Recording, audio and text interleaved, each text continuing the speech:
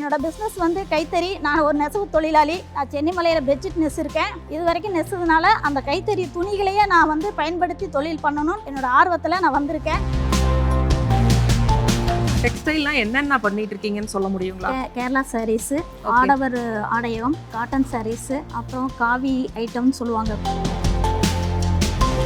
அப்போ கேரளாக்கெல்லாம் நீங்கள் அனுப்புறீங்க? நாங்கள் கேரளா, ஆந்திரா, கர்நாடகா எல்லாமே அனுப்பிச்சிட்ருக்கோம். தமிழ்நாடு.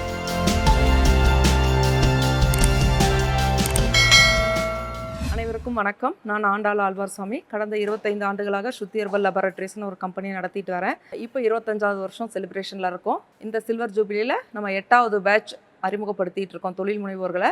இதில் இன்னைக்கு 8வது பேட்சில் விமலா தேவியை வந்து நம்ம அறிமுகப்படுத்துகிறோம். அவங்க பார்த்தீங்கன்னா டெக்ஸ்டைல் பிஸ்னஸ் பண்ணுறாங்களாம். நாமக்கல் மாவட்டத்திலேருந்து வந்திருக்காங்க. அவங்க பிஸ்னஸை பற்றி பேச போகிறாங்க. நம்ம கேட்போம். வணக்கம். நான் ஸ்ரீ நவநீதா டெக்ஸ்டைல்ஸுங்கிற ஒரு பிஸ்னஸ் பண்ணிகிட்ருக்கேன். நான் நாமக்கல் மாவட்டத்திலேருந்து பள்ளிப்பாளையத்துலேருந்து வரேன்.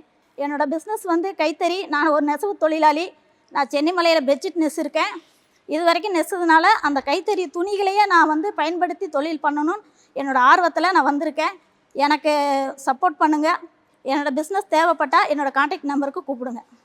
9965816470 விமலா தேவி. நான் இந்த பிஸ்னஸ் கொண்டு வர காரணம், எங்கள் வீட்டுக்கார் 30 வருஷமாக ஒருத்தர்கிட்ட வேலைக்கு இருந்தார்.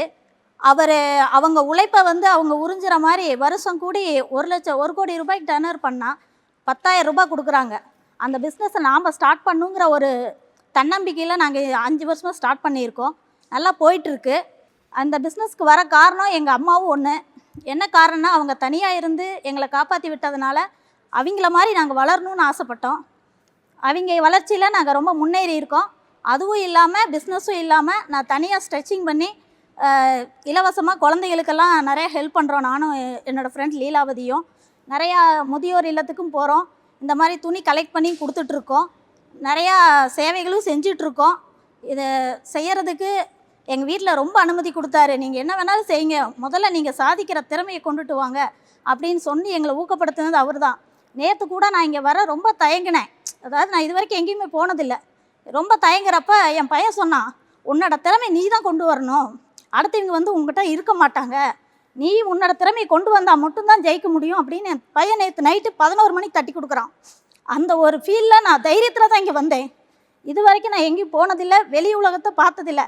இந்த 6 மாத அளவில் தான் ரொம்ப வெளி உலகம் போய் கற்றுக்கணுங்கிற ஒரு வைராக்கியத்திலே இது வரைக்கும் நான் வந்திருக்கேன். என் பொண்ணு வந்து MBA பண்ணிகிட்ருக்கா. அப்படி அவள் பேரில் தான் நாங்கள் டெக்ஸ்டைல்ஸ் ஆரம்பிச்சிருக்கோம். அவளும் ஒரு ஊக்கத்தில் தான் என்னை வந்து சாதிக்கணுங்கிற இதில் தான் வெளியில் கொண்டு வந்தா. அவங்க அப்பா கூட, உங்கள் அம்மா இனிமேல் வெளியே போய் என்ன பண்ண போகிறான்னு சொன்னாங்க. அவள் பெங்களூரில் படிச்சுட்ருக்கா. அவளும் நேற்று ஃபோன் பண்ணி, நீ முதல்ல வெளியில் கிளம்பு, நீ வெளியில் போனால் தான் உன்னை சாதிக்க முடியும். என்னோட அக்கா இது வரைக்கும் வெளியில் வந்ததில்லை. அவள் வந்து கைத்தறி பவுர்லும் தறியிலேயே இன்னமும் அவள் ரொம்ப கஷ்டப்பட்டுட்டு தான் இருக்கா. ஆனால் அவள் அதுலேயே இருக்கா. ஆனால் நீ வெளியில் போ, உன்னோட திறமை நீ வெளியில் காட்டுன்னு சொல்லி என் பொண்ணு அதுக்கு ஊக்கப்படுத்தினா. அப்படி என் கூட இருக்கிற நண்பர்கள் எல்லோரும் ஊக்கப்படுத்தினாங்க. இதில் கீதாவும் முக்கியத்துவம். இது வரைக்கும் நாங்கள் வெளியில் வரணும்னு ரொம்ப ஆர்வப்படுத்தினது கீதாவுக்கு ரொம்ப நன்றி. விமலா தேவி மிக சிறப்பாக பேசினாங்க.